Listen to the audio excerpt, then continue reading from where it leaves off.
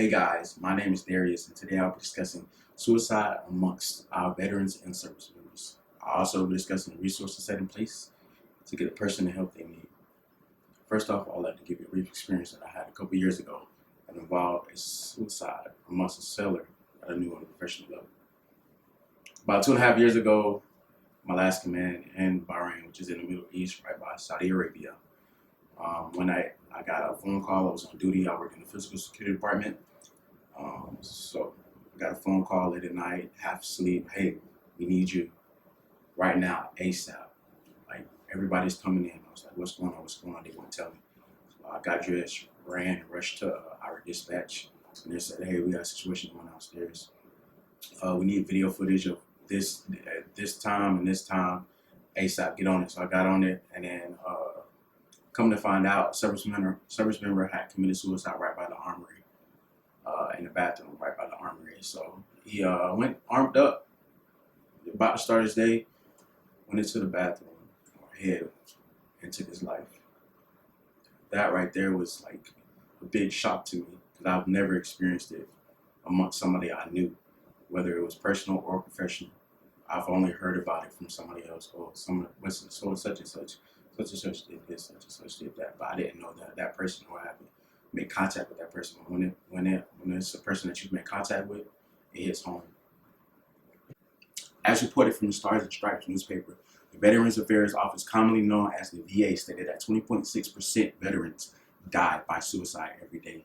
That statistic has been misunderstood because the 20.6% is actually the total number of how many veterans, active duty service members, members of the National Guard, and members of the Reserve commit suicide every day. Other 20.6, 16.8 were vets, and 3.8 were active duty service members, guardsmen, and reservists. That equals to about 6,132 veterans and 1,300 service members who died by suicide in 1 year. That number is insane. We have to do something to prevent it. One of the biggest ways that we can help prevent and mitigate suicides is asking, hey, are you okay? Hey, what's going on? Hey, talk to me. I'm here for you. A lot of people just ignore the signs, like, hey, somebody's selling their personal goods. Somebody, a cheerful person, like for a week straight, was just in a dark mood.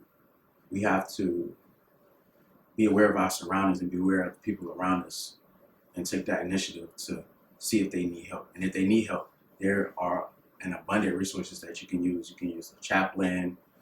There are hotline numbers. I'll put a number right here down below. Hotline number. There's a number of resources. And with our veterans suffer. A lot of our veterans suffer from PTSD, from times they've been in Iraq or whatever it is. It don't even have to be like actual war. PTSD is PTSD. And the VA is currently overrun, and veterans are not getting the help they need when they need it. And there has been numerous veterans who've committed suicide in the parking lot of the VA. That is unacceptable. So to help with that, USA Today's Donovan Slack reported that President Trump signed a VA law that would provide veterans the opportunity to get more private healthcare choices. The VA has been overrun for years. As I stated before, veterans couldn't get the help they needed in a reasonable amount of time because, hey, when you walk into the VA, you see it on movies, TV shows, it's people sitting everywhere just waiting and waiting and waiting. That is depressing because they can't get the help they need.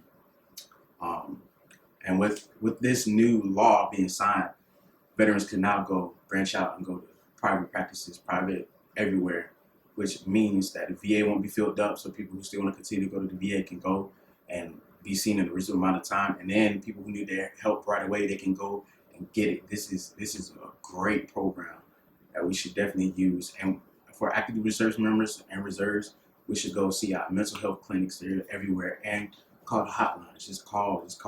Giving your life up, it's not worth it. You're giving one life and one life only. So